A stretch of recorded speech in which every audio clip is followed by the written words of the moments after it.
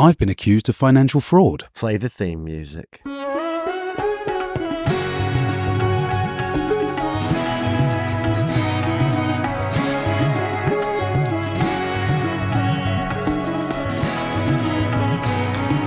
Hello and welcome to this episode of Tripology. I'm Alun and I'm here with the ever fraudulent Adam. Well, Alan, I've got a question for you. How do you know it's really me? Oh, well, Descartes said, I think, therefore I am. And I'm not inside your brain, not thinking for you, but I just take it on face value. You probably are who you think you are, or I think you are, or who you are. So I'm going to take it on just faith that you're Adam.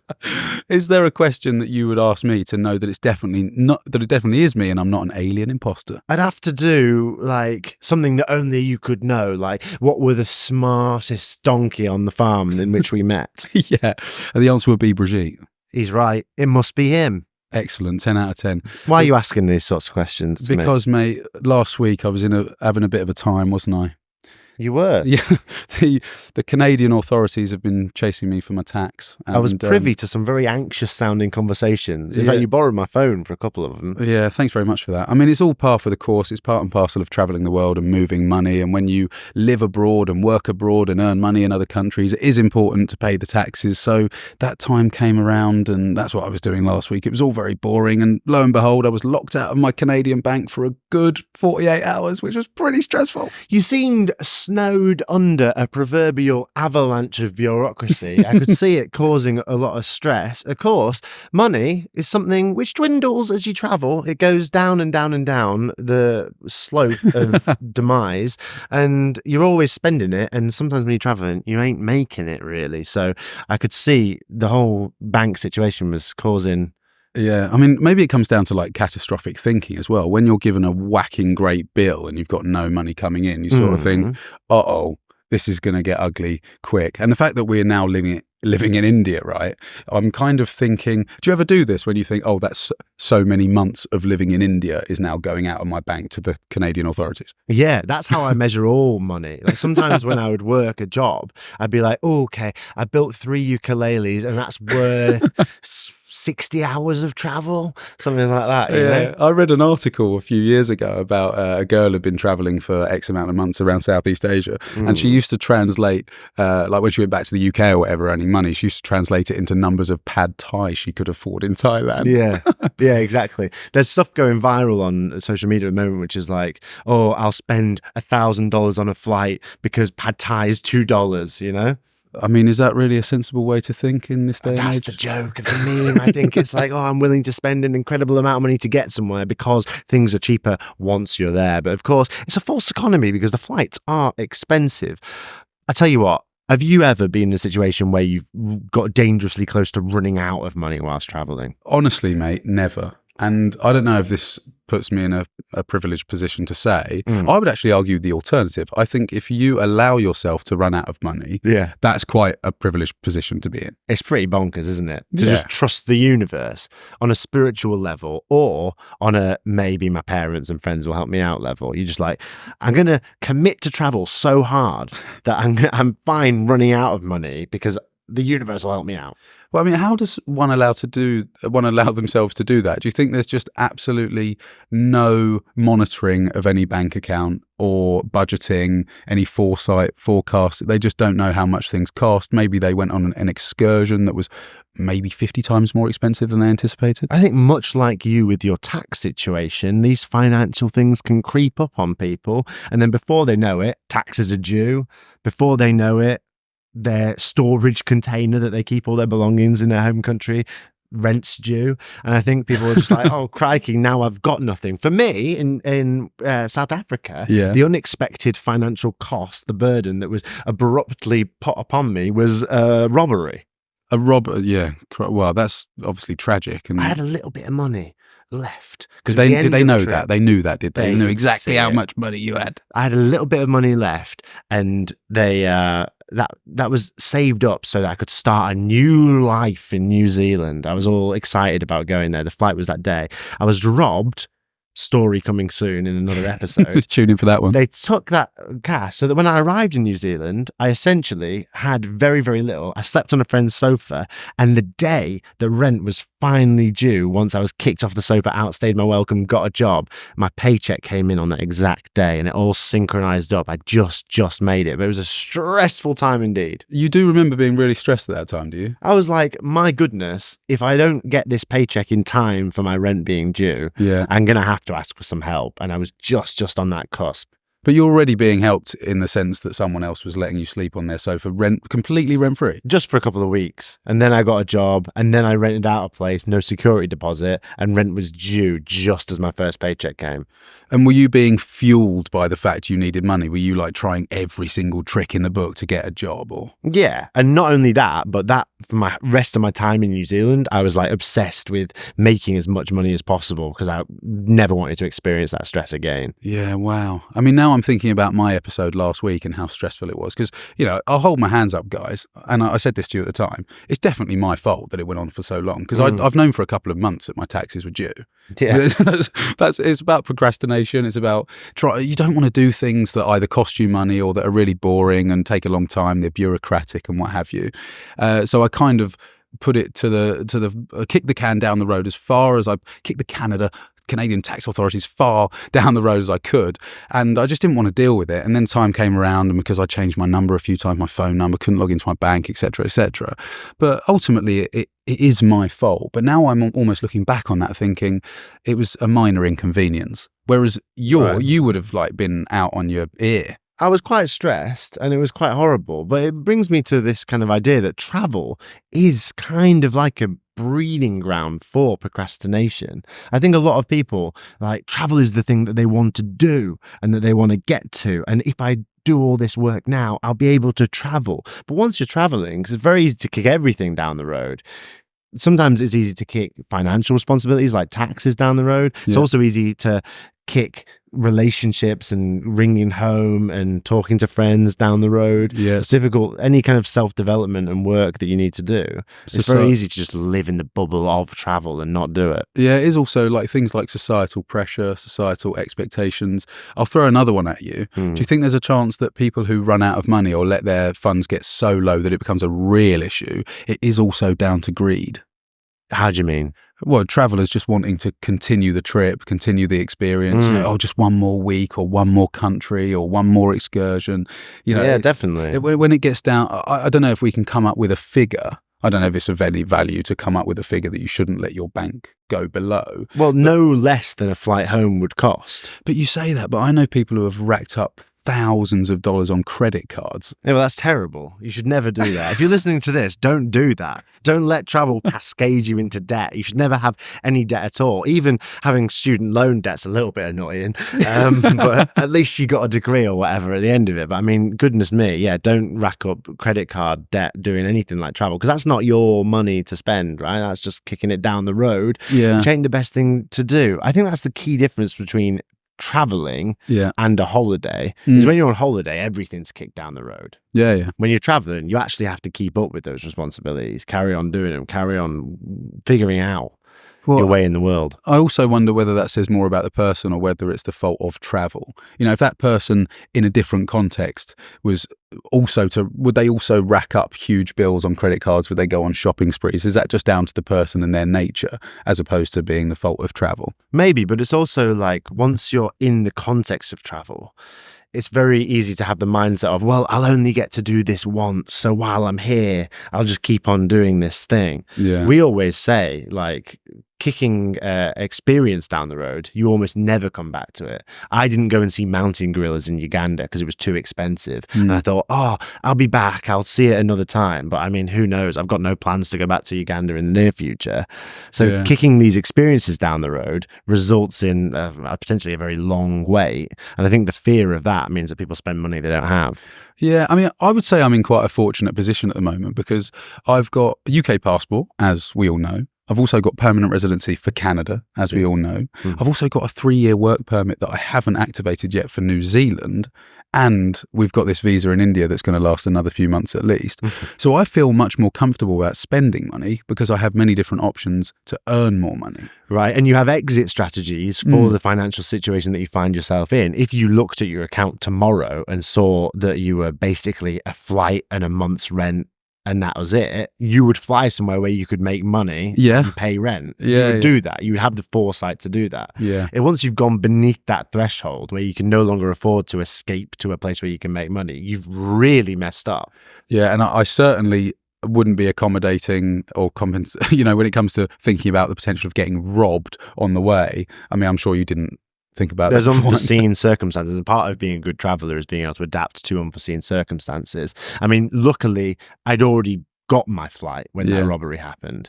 I'd already set up with a friend that I could maybe crash at theirs for a while I got on my feet. Oh, okay. I already, it was difficult to find a job, and that's always going to be the case regardless of whether you got money or haven't. But things were in situ that I could survive. And if I couldn't, obviously, I would have had to figure out some way of getting to a place where I could live very cheaply. I think that demonstrates that long-term travel is also sort of a mindset shift, because there could be someone else in my position that maybe doesn't have the knowledge or the ability to work in other countries. Even if it was me in that scenario, I wouldn't feel as comfortable spending as much money as we are if I didn't have those things in place. But ultimately, I'm in a very similar position, right? It's really strange that if you know you do have an exit strategy, you just feel, I don't know, like there's some support, or there are trampolines dotted around the world that you can then propel yourself off of. Do you sort of know what I mean? Absolutely. And speaking of propelling ourselves off of a trampoline to a sort of new realm,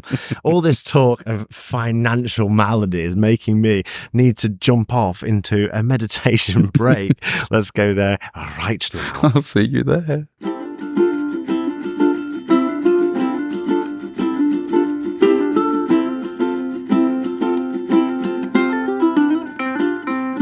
And like a stalactite erupting from the ceiling of a cave, allow our conscious minds to erupt from the ether and land perfectly still in our brain boxes. We're here. We've been talking about financial things whilst traveling. It's been ever such a serious topic.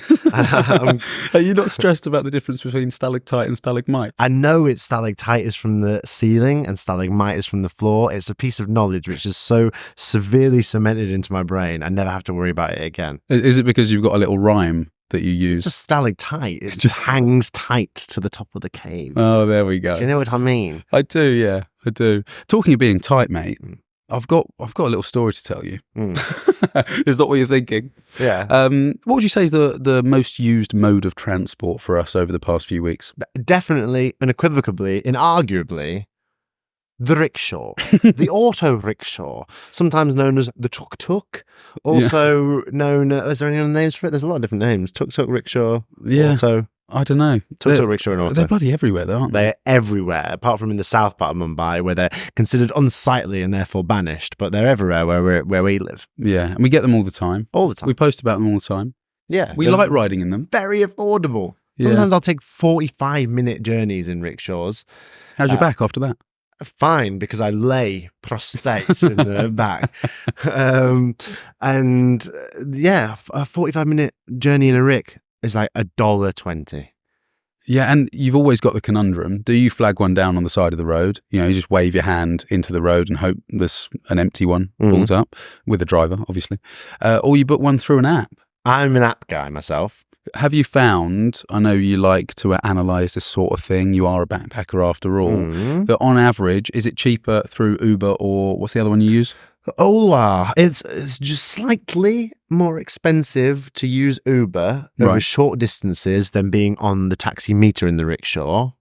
Pero, but it is easier because you don't have to tell them the directions, you don't have to deal with it. I just get in the rick, I go to where I'm going, it's all digitized. Okay, so I'll pay 10 cents for that convenience. So you do make a really good point. Okay, so I'd like to tell you a story. This happened to me just last week. You weren't there, but now knowing what you've just said, I wish you were, because I think you probably would have saved me a bit of trouble. Okay. You're on your own? I'm on my own. Okay. Yeah, late at night. Right. I needed a rickshaw. Heading to Andheri. Yeah, heading Mumbai, yeah, you know it. Interesting. Very interesting. And I went out the front of the hostel into the road, flagged down a rick. Mm-hmm. I don't know why I didn't think to get an Uber. All right, I should have, maybe in hindsight. Do you feel like it legitimizes you as a backpacker flagging one down? Do you feel like it's the more local thing to do? Maybe. Maybe. I can sense that that's how you feel about it a little bit. But I've found that more often than not, if you manage to convince the driver to go by the meter, which doesn't always happen because they do sometimes try and say that their meter doesn't work, and I'm not calling them Elias. I'm not Elias. Mentioned on the podcast. No, I'm not saying that they aren't being truthful. Although I think I am actually saying that a lot of the time they're not being truthful because they're trying to scam a foreigner out of just a little bit more money. Yeah, I think so. So even just today, when we got a rickshaw to this studio to record it, before you got in the rick, I was already in the rick. And the guy said, sorry, there's no meter. And I said, if you can't do it by the meter, I'll just get out and get a different rickshaw. Right. And he went, oh, no, actually, the meter does work. We'll do it by the meter. Okay. Yeah, they're just, look, who's to blame them? Just everyone's trying to make a living. Chancing their arm. That's fine. More money. So this guy, I got in his tuk-tuk and I said, I'm going north. And he said, how about we do it for 400 rupees? And because you've done that journey should cost 120 rupees max. Yeah, if you're doing it through the app, it's much cheaper. Yeah. So I said, look, I'm not going to give you that. I want to do it by the meter. He said, okay, that's fine. We'll do it by the meter. So I jumped in. Now, he doesn't know exactly where we're going, the driver. He only knows the neighborhood that we're going to. Yeah. And then the next 10 minutes of the journey, I watched on my phone on Google Maps as we went the longest way round. Circuitous. Yeah. The longest way round on the highway. We were going round every single neighborhood that was south Mumbai before we even hit the highway to go north. I'll tell you right now, I would have said something and got out. But I did say something. I put my arm around. I didn't want to distract him because he's driving, obviously. It's very unsafe. Giving him a hug from behind.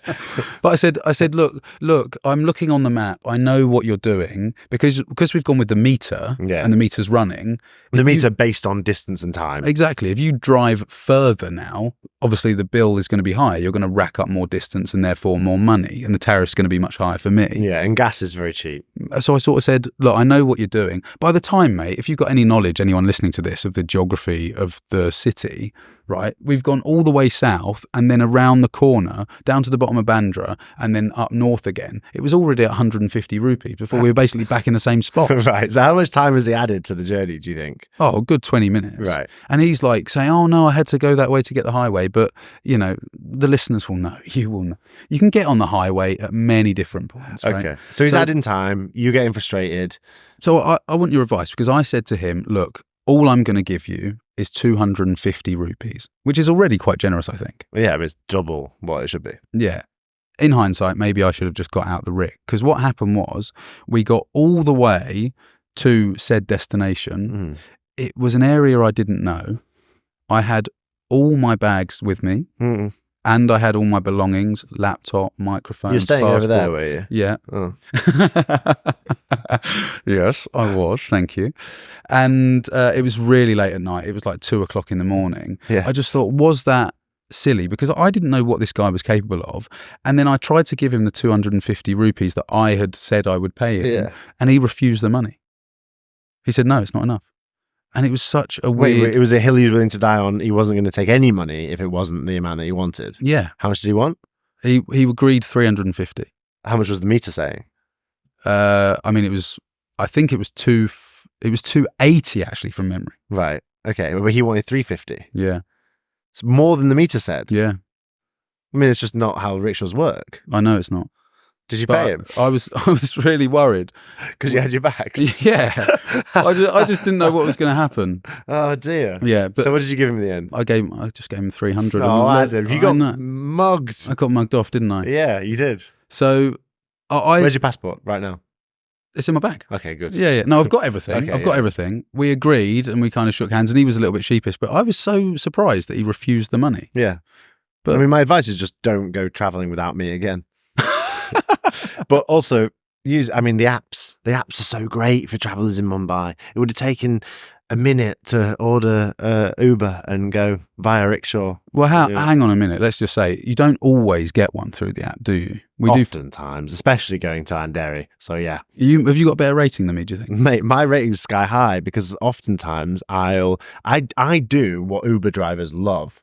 Which is what? I'm no nonsense. I'm no fuss. My headphones are in. I don't try and make conversation and I don't engage in conversation. I sit in the rickshaw and I zone off to the world. And I think that makes me an excellent passenger. Okay. All right. Well, you would have been a much better passenger in this tuk-tuk, I'm sure. I've got another little story for you, actually, that happened to me just the other day. Yeah, Adam's Tales of a Tuk-tuk. Yeah. Well, we get a lot, don't we? Every day, multiple. Not always together. So it is quite fun to share stories. No. Why? Who are you with this time? The tuk-tuk driver. Okay. And a friend. Yeah. Okay. This is so crazy. I hope it's crazy. Maybe it's just a normal thing. Okay. Backpackers experience. Well, tell me. all the time. I've been in a lot of ricks, so I'll be able to tell you whether it's crazy or not. Okay. So over in Juhu Beach, well, Versova Beach, actually. Okay. A lot of Mumbai destinations here. Yeah. Don't say we're not an informative podcast.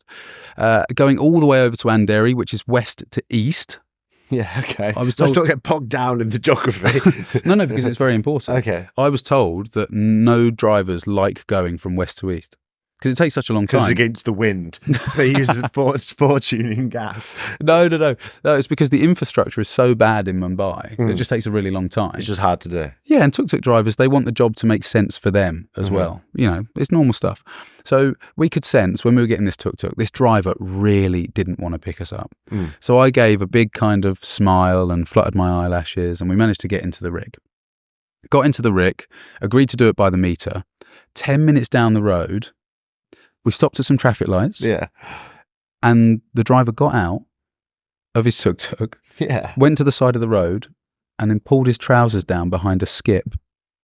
Okay, what was he doing?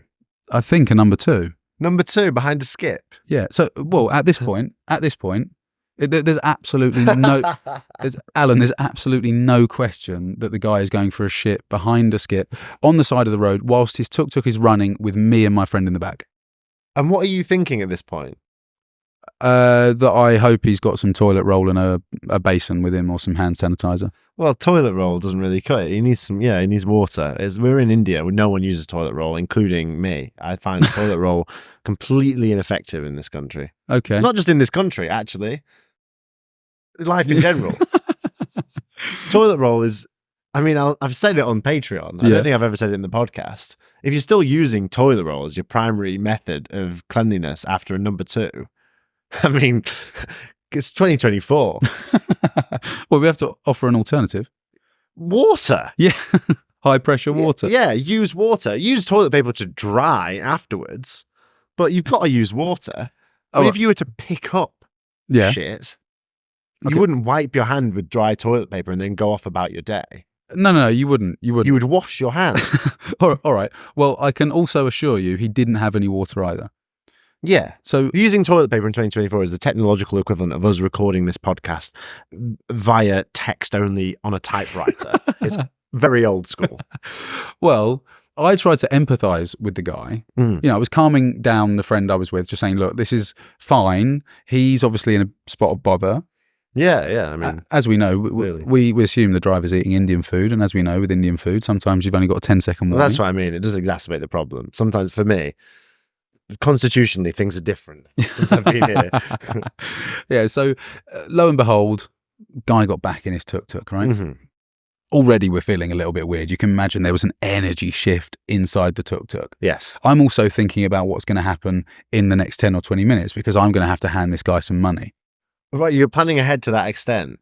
Well, I know for a fact he hasn't got any water or toilet roll and he's just been for a shit. Yeah. So what do I, let your imagination run wild. Yeah, you'd place it on the dashboard maybe. Yeah. I'll just put this on the seat. Hopefully it's enough and let me run out before you put your hands back here. Yeah, exactly. But then we ended up going 10 minutes down the road, still nowhere near to our destination. And all of a sudden some noises start coming from his engine. And the tuk-tuk slows down. When you say engine, you mean of the rickshaw? Yeah. I don't mean I could hear his stomach rumbling. His digestive system. Yeah. Oh, my engine. Here comes another episode of the Bombay Spray. Right, crikey. So he pulled over to one side and then And then, the tuk-tuk was slowing down. The engine was going. It was very temperamental. I could just hear it rumbling away, and then it would stop, and then it would start again. And he sort of looked round all sheepish. And then my friend said in Hindi, like, what's going on? And he said, oh, the tuk-tuk stopped working. And he said, you're going to have to get out. Wow. And we were like, what? And my friend said, I told you this would happen. Like, he didn't want to take it. Had she told you what was going to happen? Yeah. She'd said he wants to bail on us. Yeah. As soon as we got into he's going to boot us out. He definitely does not want us in. He doesn't want to do this journey. It's too far for him. This is just normal stuff. And I had faith. I was positive and optimistic. I didn't let the fact he'd just gone for a dump next to the dump deter me. So are we to believe that the whole number 2 situation and then the subsequent engine rumbling was all just a pantomime? It was because he didn't want to take you east to west or west to east or whatever direction he was going? Well, let me answer that with this. 30 seconds after we got out, because we didn't have a choice because his engine didn't work, the engine kicked into gear. He did a wheel spin and jetted off into the other direction, did a U-ey and went back to where he came from. Just leaving us in the dust by the side of the road. Was that in the direction of the nearest toilet that he knew of? Do you know what I mean? No, I mean, if he really needed the toilet, would he not just leave the tuk-tuk by the side of the road? I mean, he did, didn't he? He went behind a skip. Yeah. For me, it seems bizarre because your claim is that his thought process is, I don't want to take these guys anywhere. Yeah. What are my tools? Okay, I can defecate on the side of the road, but if that doesn't deter them, I'll fake some engine noise. You might have gone for step 2 before you'd gone for step 1, I would have thought. I mean, maybe he just really did need a poo. Yeah. I think that's fine. And he was like, oh, maybe this will like also work. And he's like, I've killed 2 birds with 1 stone here. Have you never experienced that? Have you never got into a tuk-tuk and you've noticed that they're a little bit apprehensive? They're maybe not too chuffed that you've got in? Like I say, man, I'm 4.9 stars on Uber. Do you know what I mean? 4.9. People love having me. Fair enough. People will take me sometimes to places. So I've had Uber drivers, just like give me free food sometimes. We were together, actually. An Uber driver gave us some free food. That was on one of our first nights here, wasn't it? There you go, see? That was on one of my Ubers. High rating. I know this is now getting a little bit tuk-tuk heavy, but we do love them. We were in a tuk-tuk yesterday. And me and you? Yeah. Okay. And we actually got a ride for a couple of kilometres for completely free. Yeah. Had you forgotten about that? Yeah, I had forgotten about that. That was really strange. So we tried to negotiate. We were like, oh, just take us down the road. It would be like on the meter, 23 rupees is the minimum that you can spend for a tuk-tuk ride. And the guy went, no money. And we were like, sorry? And he was like, no money. Your Uber rating is too high. He just didn't want to take any money. He was like, no, it's just down the road. It's just down the road. We'll take you free of charge. How beautiful is that? It was really strange. I mean, I referred to it as a reverse scam.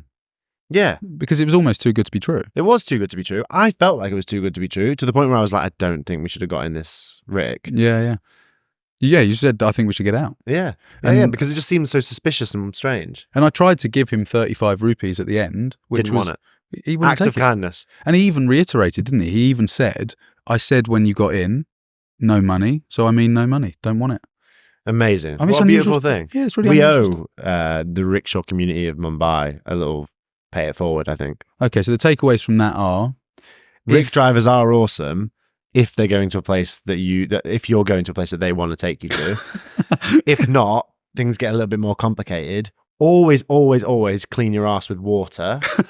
And... yeah, just be prepared for that. I mean, of course, they are offering a service, but only a service that they want to provide. It's not like this, I'm the customer and that's where I want to go. Yeah. If they're the driver, they've also got to want to go there. And use the apps. If you're clearly a foreigner and look vaguely scammable and you can be taken for a ride around Mumbai, maybe use the apps. Yeah, if you've got a quiff, there's a bit of a giveaway. Yeah, exactly. And just like a bewildered look of like, I'm sure you must have looked like you have a counterpart who's absent. He saw the back of your shirt. He was like, well, there's normally 2 of them. So he's operating on half capacity here. Yeah. I'll take him for a ride. I bet the other one's Uber rating's much higher than his. And speaking of the fact that we're counterparts, the fact that we're a team, the fact that we're part of this conglomerate, if you send an email to tripologypodcast@gmail.com, you can become an honorary part of the conglomerate. You can speak to either me or Adam. The email goes somewhere. Maybe it'll go to his inbox and you'll get a beautiful thought out reply. Maybe it'll come to my inbox and you'll get witty sarcasm sarcasm nailed into your forehead. Or perhaps it will come to both of us and we'll discuss, what should we say? What should we reply? We'll deal with it however we want. Maybe it'll get read out on the show. Wouldn't that be amazing if you heard us talk about your question live on the internet? God, that would be fascinating. tripologypodcast@gmail.com. If you're thinking, there must be other ways I can interact with these people, there must be some way that I can see Adam and Alun outside of the context of the podcast. There is. It's called Instagram, and you can go there /Tripology Podcast. You can see us robbing each other from trains. You can see us eating vada pav, Mumbai street food. There's just so many different ways in which you can experience tripology. It's there's too many ways. It's good stuff. It's good stuff. Yeah. I think now we're going to shoot off to the Patreon section called The Lost and Found. Yeah, at the risk of just advertising product after product after product at the end of Tripology. We've got an email address, we've got Instagram, we've got Patreon /Tripology Podcast on Patreon. We're going to blast off there now because the present is starting to look so oppressively grey and dulcet that I can't stand to live here another moment. Off to the Patreon, Lost and Found. We'll see you there. We'll see you there. Bye.